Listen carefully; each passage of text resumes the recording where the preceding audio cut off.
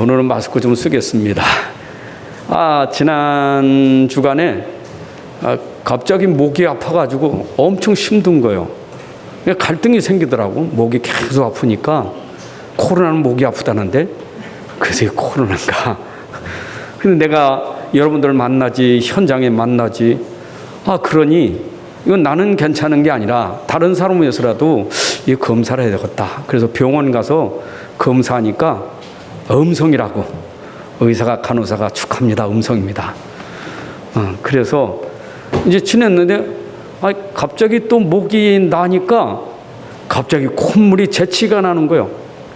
재치가 끊임없이 터지는 거예요. 계속 재치가 막 몇십 번씩 막 계속 연거푸되니까 머리가 골이 아픈 거예요. 이것도 왜 이래? 그래서 또 지나니까 재치가 멈춰졌어. 그랬더니 또 이 다음에는 기침이 나는 거예요. 또 기침이. 기침이 확 나. 또 이 기침이요. 기침도 또 기도하는 속에 기침이 없어져. 그러더니 또 무릎의 관절이 이게 또 몸살이 오는 거예요.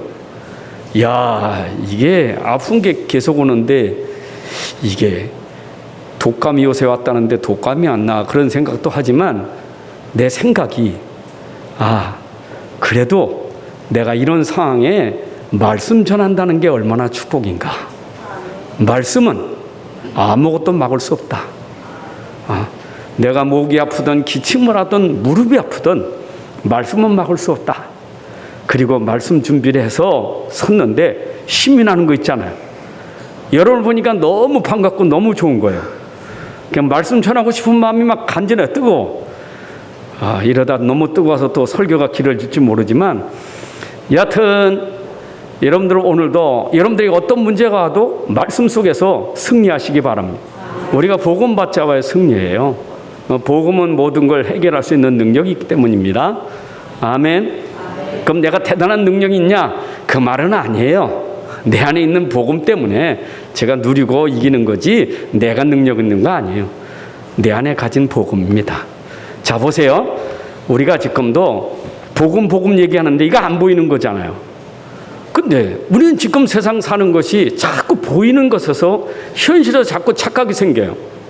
고린도후서 4장 18절에 보니까 우리가 주목하는 것은 보이는 것이 아니요 보이지 않는 것이니 보이는 것은 잠깐이요 보이지 않는 것은 영원함이라. 보이는 거 보이지 않는 게 있어요. 근데 우리 현실하고 내가 실제 살아가는 삶과 안 맞으니까 이게 자꾸 혼란이 생겨.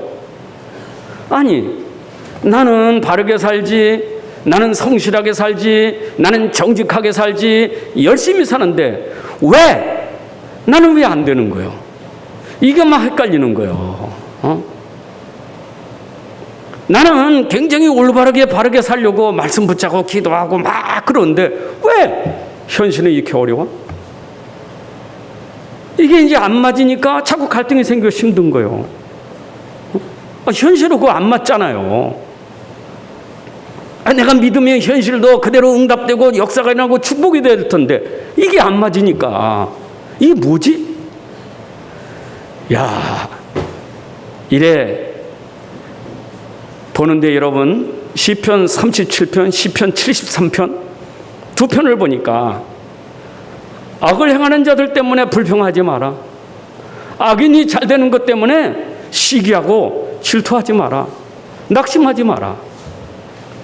악인은 보니까 얼마나 잘 되는지 마음에 소원한 것만 그 정도가 아니고 소원한 것 말고도 얼마나 잘 되게 하는지. 죽을 때까지 고통이 없어. 죽는데 고통이 없어. 얼마나 부유하게 하는지. 너무 부자요. 너무 잘 먹어서 눈이 살이 쪄가지고 퉁퉁 붓다 그랬어요. 이 정도로 너무 잘 되는 거예요. 이 악인들은. 이러니까 이 기자가 말이요. 나는 하나님 앞에 참 의로운 자로 의롭게 살려고 하는데 저 악인들은 어찌 이렇게 잘 되는 거예요. 이거 가지고 자기가 미끄러질 뻔하고 넘어질 뻔했는데 그래도 말은 안 하고 그걸 가지고 성전에 들어가서 기도하는 거예요. 말은 안 하고 내가 그걸 말했으면 이걸 따라가는 모든 사람들이 다 시험에 들지 않겠느냐. 목사가 말해 여러분들 앞에서 여러분 나는 참 이렇게 사는데 왜 안 됩니까 하면 이 말씀을 따라오는 성도들 어떻게 되겠느냐. 그래서 혼자 고민하면서 이걸 가지고 성전에 들어가 기도하는 거예요. 그랬더니 성전에서 하나님이 답을 주신 거예요. 악인은 잠깐이다. 악인은 속히 재앙이 임할 것이고 잠깐이요. 너의 복은 영원한 거예요.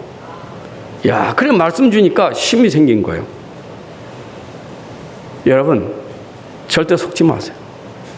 여러분들이 자꾸 속는 것이 자꾸 뭔가 응답받으려고 축복받으려고 뭔가 하나님이 나에게 뭔가 주시는 거 그게 너무 집착하다 보니까 내가 가진 본질의 믿음이 흔들려 버려. 본질의 영적인 이 상태가 흔들린다니까. 여러분들이 자꾸 영적 상태가 왜 응답 없지? 난 왜 안 되는 거요? 나는 이렇게 자꾸 아프고 나는 이렇게 그게 자꾸 내 상태를 점점 어렵게 만드는 거예요. 근데 성경엔 뭐라고 말했느냐? 네가 그러더라도 네 영적인 상태가 힘이 생기면 그 힘으로 말미암아 네가 범사가 자들고 강건하게 될 거야. 그게 요한삼서 1장 2절이에요. 네가 영적으로 잘 되면 반드시 네 범사 잘 될 거예요. 강건할 거예요. 그런데 동기는 없어야 돼요. 내가 바르게 잘 되면 내 영혼이 잘 되니까 범사가 되고 강건하게 된다고 했으니 이제 하나님 나에게도 그렇게 해야 될 게 아닙니까? 이거는 또 내가 놓치고 있는 내 상태예요. 여러분 범사가 잘 되고 강건하게 하는 건 하나님의 시간표예요. 그건 하나님이 하시는 거예요. 응답은 여러분 수준 때문에 주는 게 아니라 응답은 하나님의 시간표예요. 여러분들이 자꾸 문제 올 때 어려움 올 때 자꾸 그거는요 영적인 거 모르면 자꾸 불신자처럼 결국 자꾸 갈등 생기고 싸움밖에 안 생겨요. 여러분 237개 나라 5천 종족 있잖아요. 이 나라들이 다 국경 가지고 있잖아요. 국경이 있으니까 다른 나라예요. 또 국경만 있는 게 아니라 언어가 다르니까 이게 다른 나라예요. 또 언어만 나라 문화도 다르잖아요. 다른 나라들이요. 근데 이게 국경이 있지 언어가 다르지 문화가 다르니까 안 통하는 거예요. 안 통하는 거예요. 안 통하는 데다가 이 사람들이 가지고 있는 게 뭐냐? 욕심이 많아. 인생이 하나님 모르니까 영적은 모르니까 욕심은 육신적인 것밖에 없는 거야. 육신적인 거. 그러니까 결국 내가 땅을 가지고 있는데 이 땅이 마음에 안 차. 더 넓혀야 돼. 땅을 자꾸 차지해야 돼. 그래서 전쟁이 터지는 거예요. 땅을 자꾸 차지하려고 싸우니까. 그게 육신전쟁입니다. 결국 누가 차지합니까? 힘 있는 사람이 차지하는 거예요. 세상에 힘 있는 사람 있잖아요.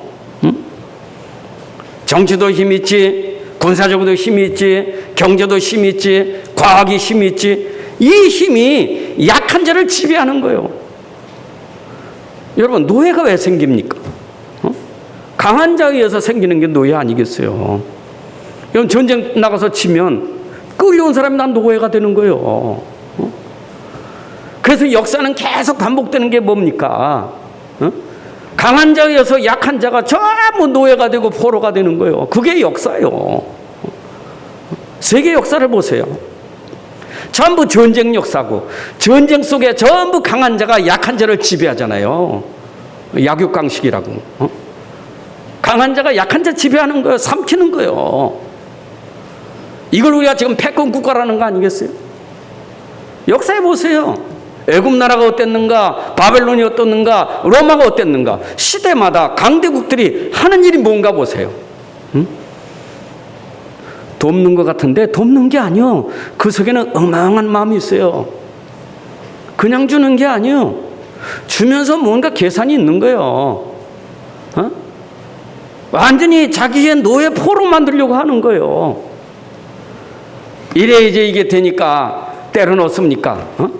이제 그 중에는 애국자 있잖아요. 그러니까 막 싸움 벌이는 거지. 그래서 나라가 나라 싸우고 민족이 민족 싸운다는 게 마태복음 24장에 나오잖아요. 계속 싸움밖에 없어요. 이게 세상 역사예요. 여러분 이렇게 싸우니 결국 싸우면 손해보는 것밖에 없잖아요. 싸워서 뭐 잘 되는 거 있습니까? 지금 현재도 저 러시아하고 우크라이나 싸우니까 여러분 전 세계가 지금 얼마나 어려움을 당합니까? 그래 부자 나라는 그래도 먹을 게 있지. 저 지금 가난한 나라는요 싸움 속에서 지금 완전히 지금 굶어 죽는 사람 태반이요. 얼마나 많은지 몰라요. 얼마나 불쌍한지 몰라. 참 세상이 얼마나 어려운지 몰라. 어제 제가 뉴스 보다가 연계되어서 EBS 방송을 봤어요. 극한 직업이라고 하면서 나오는데 이 길거리 사람들이라는 주제로 저 중국의 사람들을 얘기하더라고. 중국의 화산이라는 게 화산. 그 화산은 아주 산이 그냥 험한 산이요. 그냥 삐쭉삐쭉해. 근데 이 사람들 대단해요. 그 삐쭉한 산에 길을 만들어가지고 관광 코스요. 야, 우리는 거기 가래도 못 가봤어. 그냥 뾰족한데 돌로 깎아가지고 계단을 올라간다니까. 산 꼭대기를 몇 시간씩 올라가요. 야, 그런데 말이요. 그 속에 그거 가지고 관광 수입해서 돈 벌고 잘 사는 사람 있는가 하면 그 속에 말이요. 짐꾼들이 이게 관광하는 사람들 거기다 가마에 타가지고 올라가는 거예요. 이야, 난 그거 보고요. 가마 태우는 사람들은 또 하니까 그 사람들 때문에 돈 벌잖아요. 그 수입이 3만 원, 4만 원 되는 거예요. 그거 가지고 가족들이 먹고 사는 거예요. 이야, 이것뿐이겠어요? 이게 뭡니까? 시멘트를 그 산꼭대기에 가져가서 공사라는 거 시멘트 밀고 올라가는 거예요. 아니, 바위에 말입니다. 길도 아니고 밧줄을 타고 올라가는데 시멘트 밀고 올라간다니까. 내가 보면서 야, 정말 세상이 이런 세상이로구나. 부익부 빈익빈. 지금도 세상에는 없는 자는 죽어가고 있는 자는 더 큰 소리 치고. 여러분 정말 세상이 지금 영적으로 못 보면 여기서 우리 사람들이 다 무너지는 거예요. 그 사람들이 한결같이 그래. 내가 왜 이렇게 참 불쌍한 사람인지, 내가 이런 저주 속에 사는지, 그거 한결같이 안 할 수가 없잖아요. 자기가 지금 인생이 이게 초라한 거예요. 알고는 있어. 근데 안 되는 거예요. 안 되는 거예요. 왜 그렇습니까? 그 이유가 뭡니까? 아셔야 돼요. 세상은 그런 일이 있지만 눈에 안 보이는 비밀이 있는데 그것이 바로 모든 사람, 강대국이나 약소국이나 부자나 가난한 자나 지식 있는 없는 사람 똑같이 모든 사람은 의인 없나니 하나도 없다. 모든 사람이 죄를 범하였음에 로마서 3장 10절에 있잖아요. 의인 없나니 하나도 없다. 모든 사람이 죄인이요. 근데 그 죄가 뭡니까? 로마서 5장 10절에 한 사람 아담으로 말미암아 모든 사람에게 죄가 들어왔고 사망이 들어왔나니. 사람들이 이걸 몰라요. 영적인 걸 모른단 말이에요. 성경을 합니까? 이걸 들었습니까? 모르잖아요. 그러니까 모르고 지금 자기들이 영적 상태가 죄인인 것도 모르고 아담 안에서 지금 저주 재앙 속에 빠진 걸 모른단 말이에요. 영적으로 무지하단 말이에요. 영적으로 무지해요. 여러분 영적으로 무지한 게 뭐예요? 하나님하고 완전히 단절된 거예요. 영적인 게 하나님 불통이에요. 불통. 우리 인생은 영적인 존재잖아요. 영적인 존재는 영의 하나님하고 소통하도록 하나님 만들었다고요. 우리 인간은 하나님 형상대로 만들어서 하나님 예배하고 하나님 찬양하고 하나님 영을 얻게 하는 존재로 만들었는데 영이 죽어버리니까 하나님 없어 다른 신을 섬기고 우상 숭배할 수밖에 없는 거예요. 이게 인간이 당하고 있는 지금 저주예요. 여러분 에베소 2장 1절 3절 나오잖아요. 허물과 죄로 죽은 자들이라. 그 죽은 자가 뭡니까? 육은 살았지만 여기에 죽었다는 말은 영이 죽었어. 영이 하나님하고 단절된 거예요. 그럼 사는 건 뭐밖에 없어요? 육으로 사는 것밖에 없지. 그렇잖아요. 지금 거기에 그 복음 못 들은 사람들이 사는 게 육으로 살잖아요. 그 얼마나 힘든지. 등이 낙타 등이 된 거예요. 그 맨날 막대기에 이렇게 끼들한 막대기에다 짐 실고 다니 그 막대기가 어깨를 눌러서 이게 전부 낙타짐이 된 거예요. 낙타 등이 됐다니까. 그것도 연세가 70, 70달 가까이 된 사람들이. 여러분 그거 얼마나 그러냐고. 영적을 전혀 모르는 거예요. 운명이요. 그게 팔자요. 그나마 그렇습니까? 오늘 우리가 말씀 듣는 성도들이 영적을 모르면요, 아는 건 육신밖에 없어요. 여러분, 인생이 제일 불쌍한 게 육신 따라 사는 거예요. 맨날 육신. 중심이 그래. 마태복음 6장 31절 32절 보니까 이방인들을 구하는 것은 뭘 먹을까, 뭘 입을까, 뭘 마실까, 그게 이방인들이 구하는 거라고. 모든 중심이 오늘도 뭘 먹을까, 뭘 마실까, 그게 모든 거예요. 그게 전부요. 그게 전부요. 오해하지 마세요. 먹어야 살지요. 사람이 떡으로만 사는 거 아니다. 떡도 먹어야 되는 거예요. 그러나 떡도 먹어야 되지만 말씀이든 말씀 모르고 떡으로만 사는 거예요. 여러분, 오늘 제가 서두에 이 말씀 드리는 것은 여러분들이 오늘 말씀 들을 때 육신적인 얘기 아닙니다. 이건 영적인 얘기예요. 보이지 않는 영적 세계 얘기예요. 그래서 믿음을 가지셔야 돼요. 여러분들의 머리로는 절대 이해 안 되는 겁니다. 믿어야 내가 이해되는 거지. 그래서 교회 나와서도 나는 안 믿어져요. 나는 믿어지질 않아요. 이유가 뭔지 알아요? 자기가 가지고 있는 지식 때문에, 자기가 가지고 있는 경험 때문에, 자기가 있는 그 고집, 주장, 이런 것 때문에 믿음이 안 되는 거예요. 안 내려놔. 그러니까 결국은 믿음 없이 내 생각으로 살아야 되고, 내 지식으로 살아야 되고, 내 경험으로 살아야 되고, 내 것으로 하는 거예요. 그 세상이잖아요. 아까 시편 73편 얘기했잖아요. 그렇게 사는데 얼마나 잘 됩니까? 부자요. 거기 보니까 불신자 보니까 평안이 임하더라. 평안도 왔다니까, 평안도. 이야, 불신자인데 평안이 왔어요. 평안한 거예요. 삶이 죽을 때까지 평안한 거예요. 돈 많지, 평안하지, 건강하지, 뭐 부러울 게 있어요.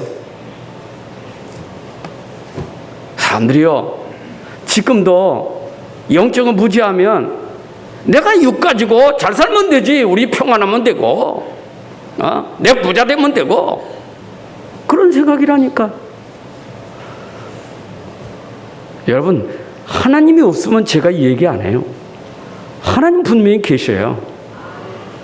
반면에 사단도 있어요. 그리고 우리는 죽어요. 그리고 죽으면 여러분들은 그 다음에 해결 못한 죄 때문에 심판받을 수밖에 없어요. 내가 가지고 있는 죄 문제 언제 해결했냐? 죽기 전에 해결해야 되지. 죽기 전에 해결 못하면 그 죄가 심판이 이르는 거예요. 사망이 이르는 거예요. 그 하나님 우리에게 주신 기회 아니겠어요? 제가 장례식장에 가서 설교할 때마다 그 현장에, 장례식장에 쫙 보이잖아요. 전부 화환 갖다 놓고 또 이름 써놓고 다 보이잖아요. 그러면 기독교인, 불교인, 천주교인 다 나오잖아요. 여기는 막 우상 숭배하는 사람 다 나오잖아요. 여러분, 세상에 제일 불쌍한 사람은요, 출생하는 것보다 죽을 때 해결 못하고 죽은 게 제일 불쌍한 거예요. 맞죠? 아니, 그 방송에 나와서 장례 지도사라는 사람이 나와가지고 장례 지도사에 얼마나 많은 사람들을 이 염을 많이 하고 얼마나 장례 많이 치는지, 이 사람은 완전 불신자예요. 그래, 대담할 때 당신 죽을 때 어떻게 죽고 싶냐? 이랬더니 하는 말, 그냥 아무 생각 없이 그냥 편안히 죽었으면 좋겠다고. 여러분, 내 생각이지. 그 내 생각이요. 여러분, 우리가 지금 해결할 것은 바로 영적인 문제 해결해야 돼요. 영적인 문제 해결된 사람은 하나님이 그 다음에 하시는 일이 뭐냐? 이 사람을 통해서 하나님이 원하시는 것은 바로 영적인 거 모르는 사람들에게 이 비밀을 가르치려고 제자로 쓰시는 거예요. 그래서 여러분들을 부르신 목적은 뭐냐?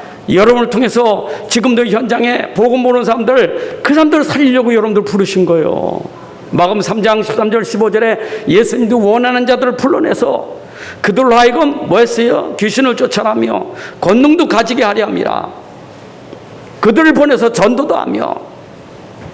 여러분 하나님 부르셔서 결국은 현장에 전도도 하며 귀신을 쫓으며 능력을 행해서 현장 살리게 하는 게 하나님의 계획이에요. 그래서 우리를 부르실 때 에베소 1장 4절에 보니까 창세전에 그리스도 안에서 우리를 택하사 우리가 그리스도 안에서 흠이 없게 하시고 하나님의 아들들이 되게 하셨으니, 여러분들을 하나님의 자녀로 삼으신 목적이 뭐냐? 우리를 통해서 하나님의 선한 일을 위해서 하나님이 지으셨다 이 말이요. 그 에베소 2장 10절에 했잖아요. 우리를 만드신 바라 그리스도 예수 안에서 선한 일을 위하여 지으심을 받은 자니. 여러분, 우리가 이 땅에 살면서 이제는 어떤 일을 해야 되겠어요? 선한 일을 해야 될 거 아니요. 여러분, 선한 일이 뭡니까? 선한 일은 사람 살리는 일이 선한 일이요. 그 영혼을 살리는 일이 선한 일이요. 안 그래요? 병든 사람 치유하는 일이 선한 일이요. 이 세상에 지금도 다 무너지고 있는데 무너진 현장을 살리는 게 선한 일이요. 그것 때문에 하나님이 우리를 부르셔서 구원하셨다 이 말입니다. 그러니까 우리가 구원받았으니 하나님의 선한 일을 위해서 우리를 지금 제자로 세워 가시는 거예요. 그런 가운데 오늘 누구를 만났느냐? 두기고를 만난 거예요. 두기고는 누구냐? 복음 가진 바울의 참제자 두기고예요. 여러분, 오늘 두기고가 정말 복음 가진 제자고 복음 가진 주의 종을 만난 거예요. 이게 만남의 축복입니다. 여러분, 오늘도 주의 종 바울을 통해서 두기고가 얼만큼 축복을 받았느냐? 두기고가 바울의 깊은 사정을 알 만큼 그런 축복을 받은 제자예요. 그 말은 뭐냐? 주의 종 전도자 바울과 아주 소통이 되는 자요. 여러분, 주의 종이 두기고를 통해서 내 사정을, 내 깊은 형편을 알고 있다. 여러분, 이게 소통 아니겠어요? 사람이 소통이 하는 게 답답한 거예요. 우리가 부부 만남도 있고 직장에서 만남도 있지만 우리의 가장 큰 축복이 뭐냐? 전도자, 주의 종, 여러분, 목사님과 만남이 축복이에요. 그 축복을 우리가 누리셔야 돼. 맞죠? 고린도서 16장 19절 보니까 거기에 나오는 인물들이 보니까 누구냐? 바울의 마음을 시원케 한 만큼 소통이 된 자예요. 여러분, 오늘도 정말 주의 종 전도자와 소통되기를 바랍니다. 이게 축복이요. 자, 오늘의 주제는 이겁니다. 여러분들이 먼저 축복받을 게 뭐냐? 강단을 통해서, 예배를 통해서, 말씀을 통해서 말씀 전한 주의 종과 말씀이 소통되고 그 비밀이 소통되는 그 축복을 받는 것이 제자의 첫걸음이에요. 여러분, 이만큼 중요합니다.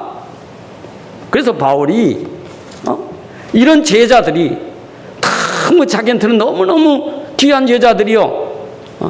로마 복음할 때 그 복음화 운동에 바로 이런 제자들이 있었어요. 그들에게 전부 바울이 별명을 붙여줘 버렸어. 별명 붙여줬다니까. 얼마나 소통하는데 얼마나 이 제자들이 얼마나 좋은지 별칭을 붙여줬다니까. 로마서 16장 1절 2절 보니까 베베 집사님이 있었는데 이 베베 여제자가 바울의 보호자다. 너는 나의 보호자다. 바울이 그랬어요. 너는 나의 보호자요.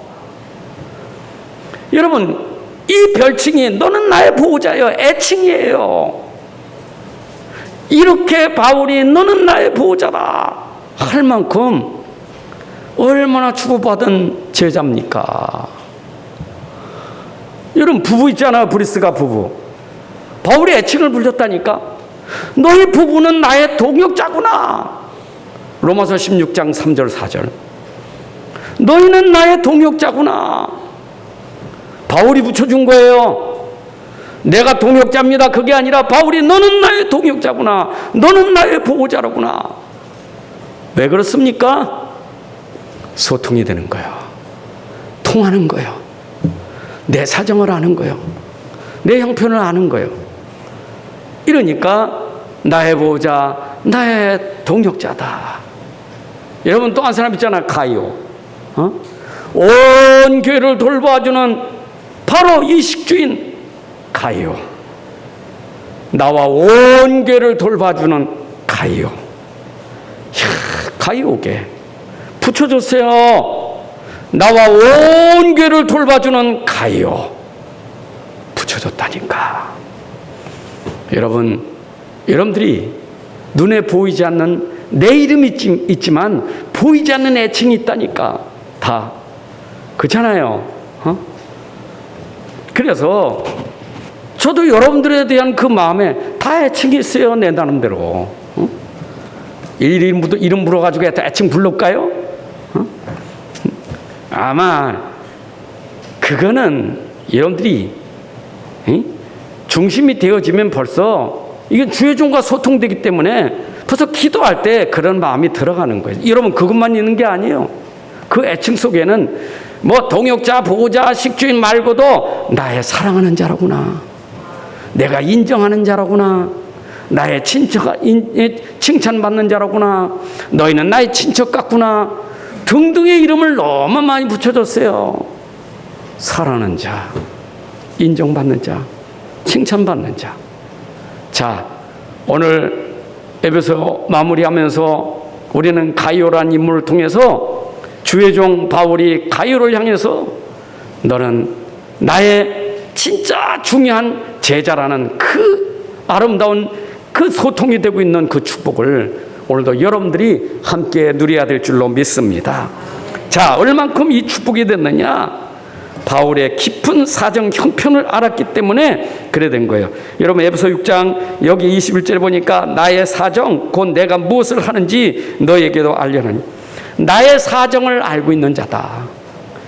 나의 사정, 나의 형편을 알고 있다 이 말이요. 여러분 일단 아셔야 돼요. 바울이 지금 억울한 일이 많이 있었어요. 사도인데 복음 전서 억울한 일이 많이 있었어요. 여러분 특별히 고린도서 9장에 보게 되면 바울에게 자기 억울한 얘기를 한다니까. 뭐냐면 사람들이 자꾸 저건 사도도 아니요, 자칭 사도지. 그리고 바울은 보니까 그 헌금 가지고 예루살렘 교회를 돕다고 하지만 저 헌금이 욕심이 많아가지고 돈 착취한 자요. 이래 자꾸 누명을 씌는 거예요. 게다가 바울은 병이 많아가지고 말이요, 안질병이지, 눈 찌꺼거리지, 저거는 뭐 위장병 환자지, 저건 간질 환자지, 이래가지고 계속 바울을 자꾸 어렵게 만드는 거예요. 그런데 그 어려움 속에서도 이 사정과 형편을 알아준 자가 누구냐? 이게 바로 두기고 같은 사람이에요. 여러분 바울이 그렇게 어려움 당하고 고난 당할 때 그 고난과 어려움을 알아준 사람, 그 사정을 알아준 사람, 그 형편을 알아준 사람, 이것이 바로 오늘 두기고라는 얘기입니다. 여러분 오늘도 주의 종이 완전한 사람 아니요, 나도 사람이기 때문에, 바울도 사람이잖아요. 사람이니까 실수도 할 수 있고 어떤 때는 말에 좀 허물도 있을 수 있어요. 잘못된 것도 있을 수 있어요. 그러나 남이 알아주지 않아도 여러분 진짜 주의 종을 알아줄 수 있는 사람이 되는 것이 제자다 이 말이에요. 여러분 이거는요 오늘 내가 사는 길이요, 내가 말씀이 소통하는 길이에요. 다시 말씀드리겠습니다. 여러분들이 사는 길은 교회, 예배, 강단, 주의 종의 말씀으로 살기 때문에 주의 종과 내가 관계가 잘 되어지면 예배가 살고 말씀이 살고 강단이 사는 거예요. 안 그래요? 반대가 된다고 생각해 보세요. 주의 종이 나하고는 전혀 안 맞아. 어떻게 되겠어요? 예배가 안 돼. 강단이 안 돼요. 말씀이 들어옵니까? 안 들어와요. 누가 죽는 거예요? 내가 죽는 거예요. 내가 죽는 거예요.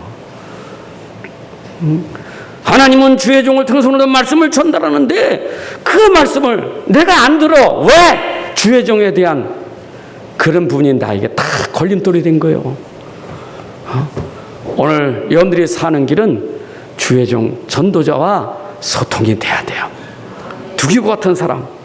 자, 그러니까 이 사람은 어떤 게 있었느냐 하면, 이 사람은 지금 에베소 골로새 교회에 특사로 보냄을 받은 거예요. 여러분 특별히 보냄을 받았다. 특사예요. 특사.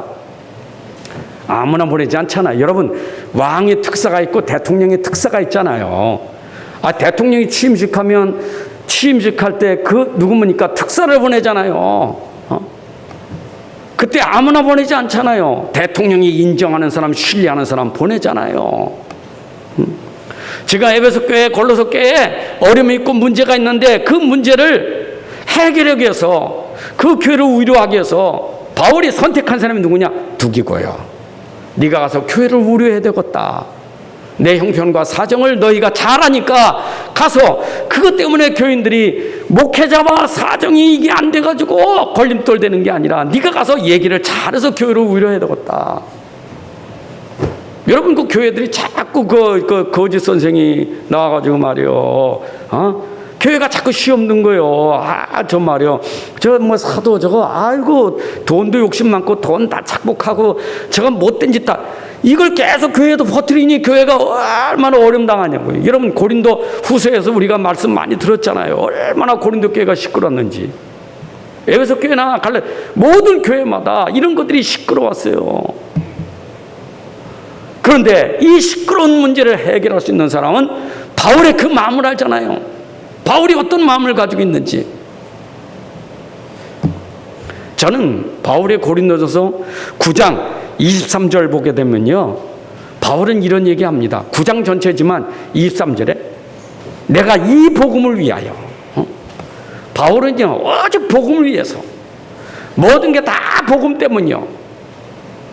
바울이 굶는 것도, 배고픈 것도, 강도 위험도, 내가 고난받는 것도 다 복음을 위하여. 그게 바울의 중심이요. 그걸 누가 알았느냐? 그걸 두기고가 한 거요. 저 주의 종은 오직 복음을 위해서, 모든 게 복음 때문에. 여러분, 세상에 가장 크게 진짜 소통하는 것은 뭐냐? 복음을 위해서, 복음 때문에 이것은 다 소통할 수 있는 거예요. 아멘. 그래서 여기 있는 목사도 어떻게 살아야 되느냐? 이 복음을 위하여. 에베소 3장 7절에 이 복음을 위하여 내가 일꾼이 되었노라.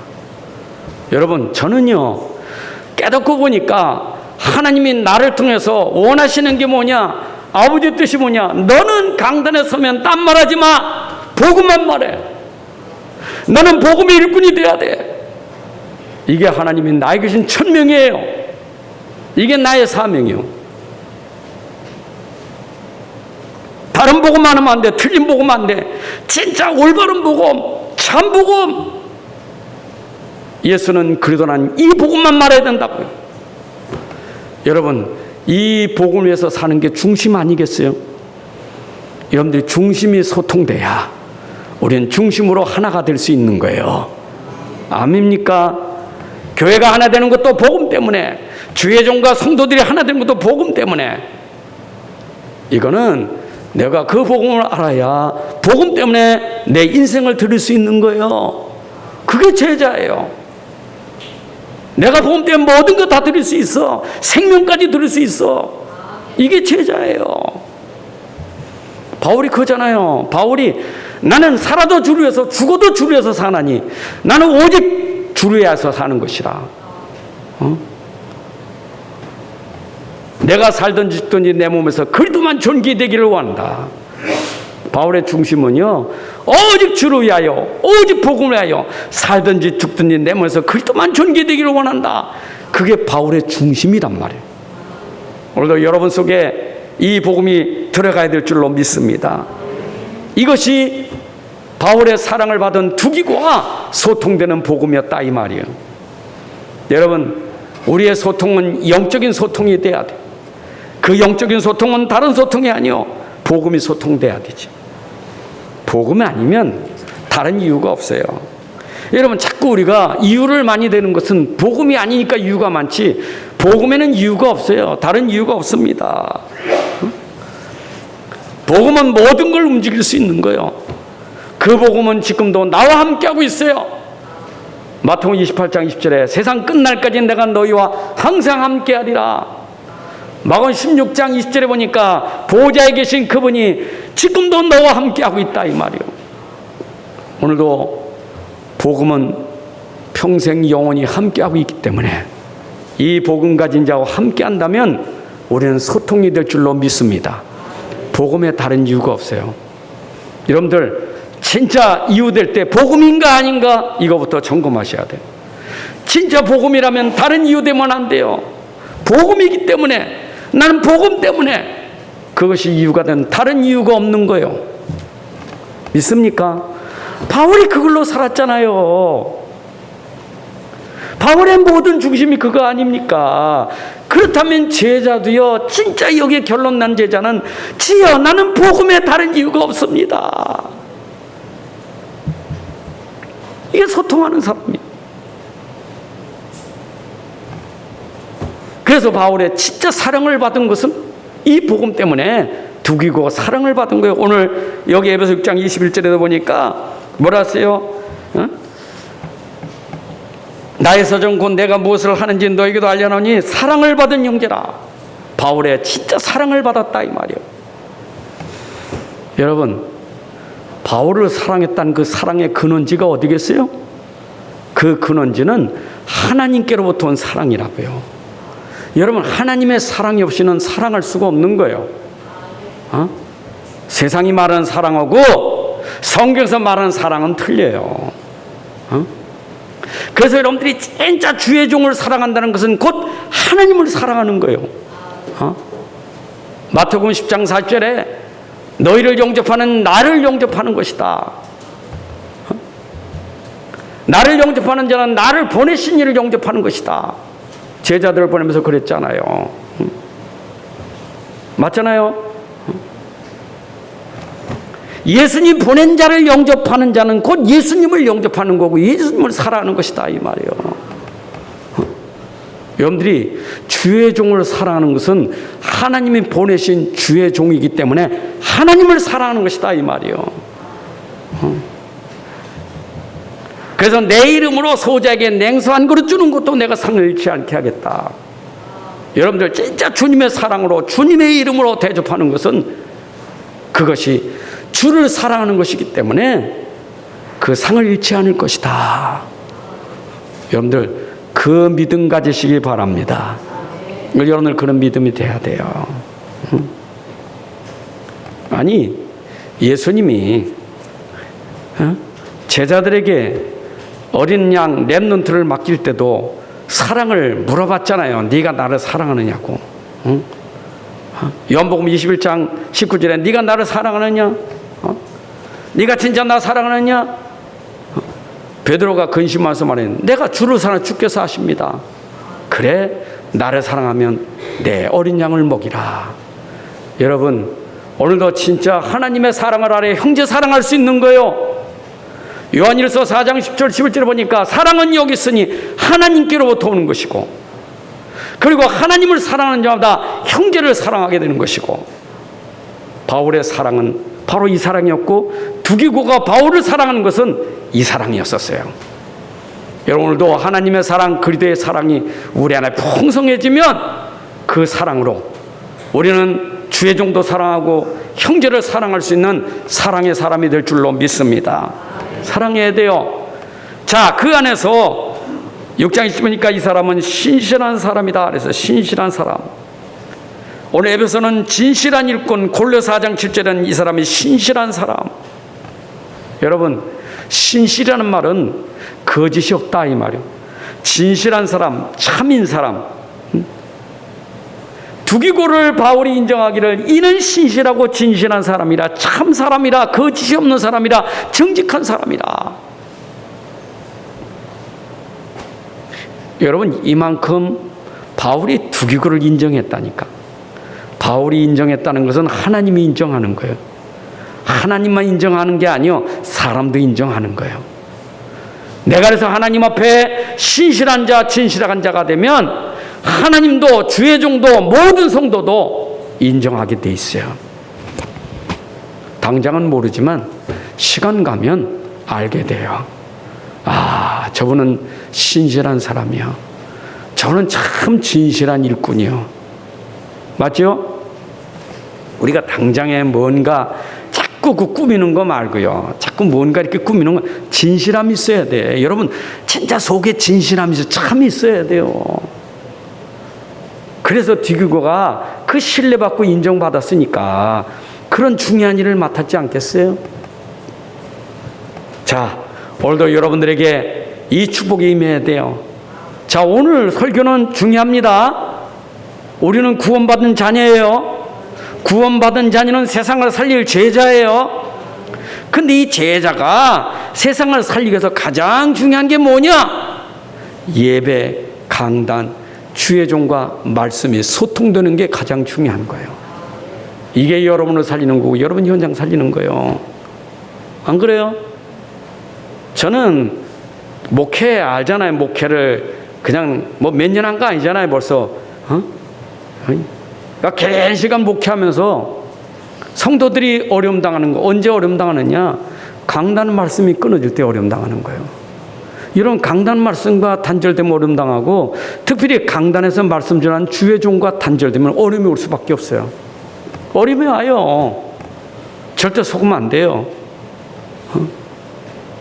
두기고처럼 정말 바울의 그 사정을 하고 형편을 알아서 바울이 너는 내 사랑하는 자다, 너는 나의 진실한 일꾼이로구나 인정받을 만큼 그런 제자가 되시기를 바랍니다. 그는 내가 일부러 그래 내가 성도들 인정해야지 사랑해야지 그래서 되는 게 아니잖아요. 그거는 속에서 나오는, 바울의 속에서 나오는 게 아니겠어요? 진심 나오는 게 아니겠어요? 저는 여러분들 향해서 어떤 마음을 가지고 있습니까? 여러분들 다 주의 제자로 불렀어요. 다 주님의 제자로 다 불러받은 거예요. 저의 믿음이에요. 저의 믿음. 이런 구원받을 때 하나님 이런 다 제자로 불렀어요. 저의 믿음이요. 근데 이런 부름 받아서 여러분들이 진짜 참 제자로 세워지는 것은 결국 시간이 있기 때문에 결국은 한 제자를 세워가게 한 하나님의 방법이 있는 거예요. 그런 게 바로 강단이고 그게 바로 교회 훈련이란 말이에요. 참고하시기 바랍니다. 그래서 바울이 여기에 마지막으로 인사하는 게 뭡니까? 주의 종을 통해서 오늘 성도들에게 주시는 은혜가 뭡니까? 너에게 은혜가 있을지어다. 그 은혜, 여러분 오늘도 하나님의 은혜가 여러분에게 있기를 바랍니다. 우리는 은혜 받아 살아요. 은혜 받아 살아요. 주의 종이 강단을 통해서 너에게 은혜가 있을지어다. 그게 축복을 비는 거예요. 축복을 비는 거예요. 교회 와서 여러분들이 은혜 받고 가야지 축복을 받고 가야 되는 거예요. 바울이 비는 복을 받고 가야 되는 거예요. 하나님이 축복하는 게 아니고 주의 종 바울이 축복하는 거예요. 복을 빈다 그 말이요. 여러분들에게 은혜가 있을지어다. 복을 비는 거예요. 누가? 주의 종이. 오늘 여러분들에게 은혜를 빌고 축복을 비는 주의 종의 그 응답이 여러분들에게 성취되기를 바랍니다. 자, 그 은혜가 어떤 은혜냐? 너에게 평안과 믿음을 겸한 사랑의 은혜예요.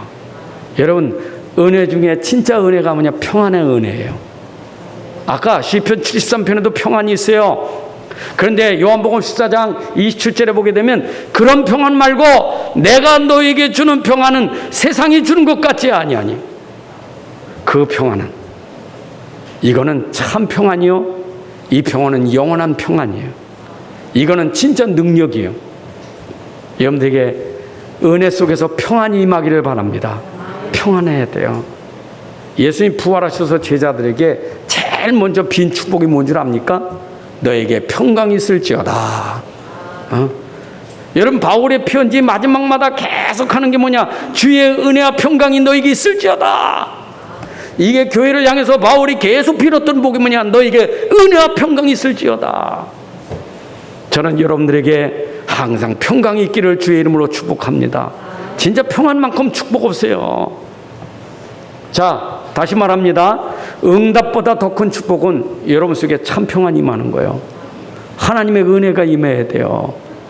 하나님의 은혜와 평안이 임하면 나머지는 따라오는 축복이에요. 그래서 우리가 강단에서 받을 때 가장 먼저 임하는 축복이 뭐냐? 은혜가 되는 거예요. 오늘 오니까 말씀 속에 힘이 생기는 거예요. 아, 그 말씀이 나에게 힘을 주지, 위로를 주지, 은혜가 임하는 거예요. 아, 그런데 이게 말씀에 들어오니까 그렇게 내 마음이 혼란스러웠던 내 마음이 평안해지는 거예요.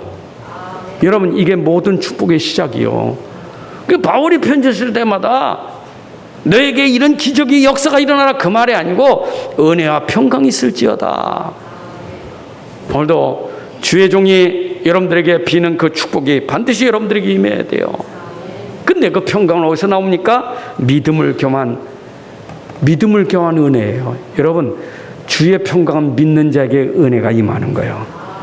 그래서 주의 은혜가 내게 임할 때는 믿음이 들어가야 돼. 종이 비는 말씀에 믿음 가지시기 바랍니다.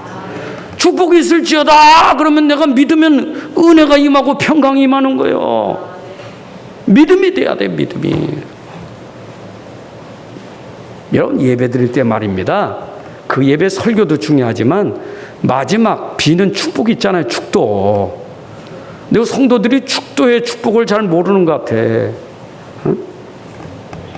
여기는 그런 뭐지만 집회 가서 보면 하여튼 어찌 이렇게 바쁜지, 빨리 끝내도 튀어나가고 늦게 끝나도 그렇고, 하여튼 뭐 이제는 목사에 나와서 축복 기도하려면 벌써 가방 싸내고 난리야. 막. 자, 이제 축복 기도하겠습니다. 벌써 가방 자꾸 쫙 올리고 쫙 막 버덕버덕 일어나 막 탁 튀어나가다. 야, 이 사람들이 그동안 말씀 받았는데 끝끝 마무리에 그 복을 비는 축복을 놓치고 가더라니까. 예배송은 끝까지 해야 돼, 여러분들. 축복까지 받을 수 가야 돼. 아이고, 우습게. 목사는요, 축복권이 있는 거예요. 어? 목사에게 말씀 전하는 이 말씀에 이 전하는 이 특권도 있지만 축복권도 있다니까. 축복권. 그 주의 종이 축복을 비는 걸 믿음으로 받으셔야 은혜와 평강이 임하게 되는 줄로 믿습니다. 자, 그런데 이 은혜가 어디서 오는 거냐? 목사에게 오는 게 아니고 하나님 아버지와 주 예수 그리스도로부터. 이것은 뭡니까? 저 보호자로부터 임하는 은혜예요. 여러분, 오늘도 여러분에게 하나님의 은혜가, 그리스도의 은혜가, 성령의 은혜가 임하기를 바랍니다. 보호자의 사함이 하나님의 은혜가 여러분들에게 임해야 돼요. 에베소 1장 3절에 했잖아요. 우리 아버지 하나님께서 그리스도 안에서 하늘에 속한 모든 신령한 복을 우리에게 주신다. 우리 아버지께서, 아버지 하나님이 보호자에서 여러분들에게 신령한 복을 주시는 그 보호자의 은혜가 여러분들에게 임해야 돼요. 그분이겠어요?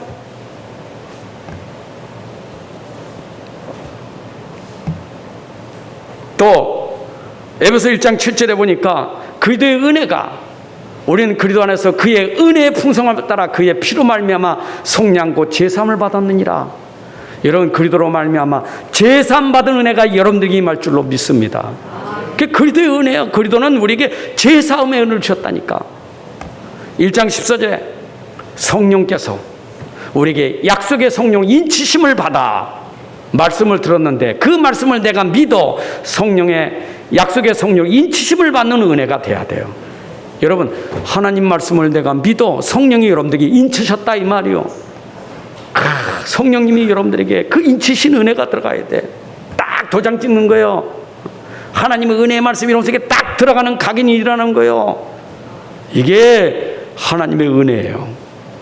여러분, 설교 들을 때 말입니다, 성령께서 우리에게 딱 들어가게 만들잖아요. 아멘 하고 들어올 때 있잖아요. 그 성령이 역사한다니까. 들어오더니 내 속에 와서 딱 각인되잖아요. 맞아 이거요. 성령께서 여러분 속에, 영혼 속에, 마음 속에 딱 각인시키니까 그 힘이 딱 생기는 거예요. 그게 성령의 은혜예요. 여러분들, 성삼위 하나님으로부터 주시는 은혜가 여러분들에게 임해야 돼요. 그게 주의 종이 비는 축복이라니까. 자, 마지막은 뭐라어요? 그리스도를 변함없이 사랑하는 자에게 이 은혜가 있을지어다. 여러분 절대 사랑이라는 것은 배신이 없어요. 세상 사랑은 배신이 많잖아요. 그래서 노래도 배신자 노래가 있잖아요. 세상은 사랑한다 하지만 전부 이익계산 가지고 동기 가지고 사랑하지만 하나님의 사랑은 변함이 없어요. 영원한 사랑이요. 여러분을 향한 하나님의 사랑은 변함이 없어요. 이거 보세요. 요한복음 13장 1절에 보니까 예수님 12제자 불렀는데 가룟 유다가 이거 까시잖아요. 가룟 유다가요 아주 맑게 못 알아듣고 예수님 자꾸 어렵게 만들잖아요. 그런데 예수님은 그 가룟 유다까지도 뭐라 했어요? 세상에 있는 자기 사람들을 사랑하실 때 끝까지 사랑하시느니라. 그리고 가룟 유다가 나오잖아요. 자기 사람들을 사랑하실 때 끝까지 사랑하시느니라. 여러분을 향한 하나님의 사랑은 변함이 없습니다. 그러면 하나님이 변함없이 사랑한다면 내 반응은 뭐예요? 변함없이 주님을 사랑해야지. 안 그래요? 변함없이 주를 사랑하는 자에게 은혜가 있을지어다. 여러분들이 사랑 안 해도 주님을 저전히 사랑하셔요. 절대로 변질되면 안 돼. 사랑이 변질되면 안 돼요. 그 사랑을 변질하는 것은 요한일서 2장 16, 18절에 보니까 너희가 세상 것, 육신에게 정욕 것 이런 것 사랑하는 것은 나를 사랑하는 것이 아니니라. 우리는 주님을 사랑한다면 그런 걸 버릴 수 있는 사람이 진짜 주님을 사랑하는 자예요. 여러분 주님 사랑하는 자가 돼야 돼. 예수님은요 십자가에서 못 박혀 죽을 때도 자기를 못 박는 형제들을 향해서 뭐라 했어요? 아버지여 저들을 용서하여 주옵소서. 사랑했다니까. 여러분 그 사랑이 우리에게 있는 거예요. 여러분들은 형제 사랑도 하나님 사랑으로 형제 사랑하는 거예요. 이게 주님 변함없이 사랑하는 거예요. 네가 내 진짜 사랑하느냐? 그럼 사랑해야지. 나를 사랑한다고 하면서 미워한다? 그건 나 사랑하는 게 아니요. 진짜 네가 나를 사랑해 변함없이 나를 사랑한다면 형제를 사랑하는 것이 그게 바로 나를 사랑하는 거예요. 이들에게 하나님의 은혜가 있을지어다. 아멘. 자, 이제 우리가 결론을 맺겠습니다. 우리는 교회 예배가 중요합니다. 우리 예배가 얼마나 중요합니까? 우리 강단이 얼마나 중요합니까? 강단의 주의 종을 통해서 말씀 전하는 게 얼마나 중요합니까? 여러분 이 말씀이 여러분들을 살리는 거예요. 이거 말씀 안 되면 죽어요. 지금 응답이 온다 안 온다 그게 중요한 게 아니에요. 여러분들이 진짜 응답이 전에 은혜 받아야 살아요. 진짜 하나님의 은혜 그 평강이 여러분 속에 들어와야 돼요. 그래서 하나님은 이 은혜 받을 그 한 사람을 하나님이 찾은 거예요. 은혜 받아야 제자가 되지. 여러분 은혜 받는 제자 되시길 바랍니다. 그래서 진짜 은혜 잘 받는 사람이 제자가 되는 거예요. 한 사람 어떤 사람 은혜 잘 받는 제자, 강단이 소통되는 제자, 하나님 말씀이 소통되는 제자, 그런 제자를 찾으시는 거예요. 여러분 그 제자 한 사람 되셔야 돼. 자 결론에 힘주어 말합니다. 여러분 진짜 아까 바울이 가룟에게 특사로 보낸 것처럼 주의 종이 정말로 이 사람을 특사로 보낼 만큼 인정하는 사람은 누구냐? 말씀 전할 때 은혜 잘 받는 사람이 특별히 쓰임받는 사람이요. 그 한 사람 찾는 거예요. 은혜 받는 사람. 여러분 교회 와서 딴 걸 거 없어요. 은혜 받으셔야 돼. 은혜 받아야 내 인생이 결론 내잖아요. 은혜 받은 사람은요 인생 결론 내버려요. 뭐 은혜 받았는데 무슨 이유가 있습니까? 내가 하나님의 은혜 받았는데 무슨 이유가, 은혜를 못 받으니까 이유가 많지 하나님 말씀에 은혜 이유가 없어요. 그 사람이 제자 아닙니까? 그렇잖아요. 교회에서 은혜 받아보세요. 이유 있어요? 없어요. 이유. 은혜 못 받으니까 이유가 많지. 그러면 내가 은혜 받으면 하나님이 어떤 사람을 또 만나게 하시느냐? 진짜 제자를 또 만나게 하시는 거예요. 은혜 받은 자에게 은혜 받을 자가 만나지는 거예요. 제자에게 제자가 붙여지는 거예요. 너희는 가서 모든 족속으로 제자를 삼으라. 네가 은혜 받아야 현장 가면 하나님이 준비한 제자를 만나게 되는 거예요.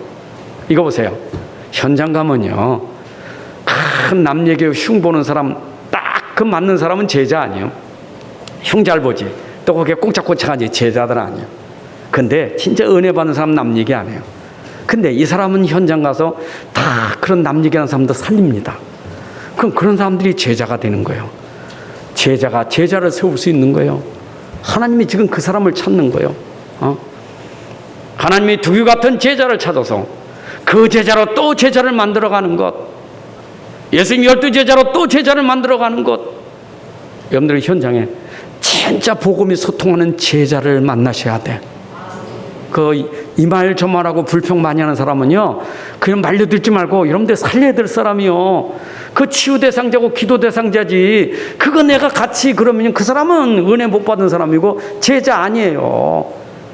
특히 막 교회 와서 목사님 흉보고 교회 흉보고 뭐 이런저런 소리 하면 그 사람 뭐합니까? 교회 와서 강단을 막는 사람이 강단을 막는 사람이에요.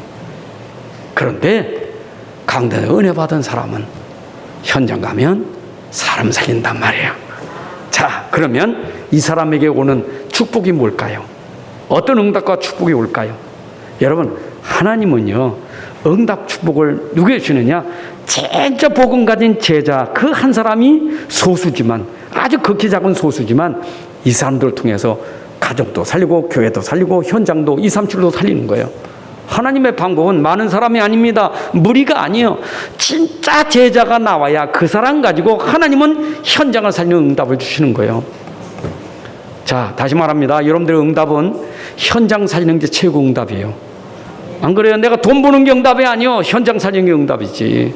안 그래요? 내가 자리 얻는 게 응답이 아니요, 사람 살리는 게 응답이지. 그거 다 도구거든요. 하나님 본론은 뭐냐? 내게 돈을 줬던 시간을 줬던 내게 어떤 축복을 줬던 그것 가지고 현장 살리는 응답 받으셔야 돼. 이야, 이 사람 때문에 현장이 살아나는구나.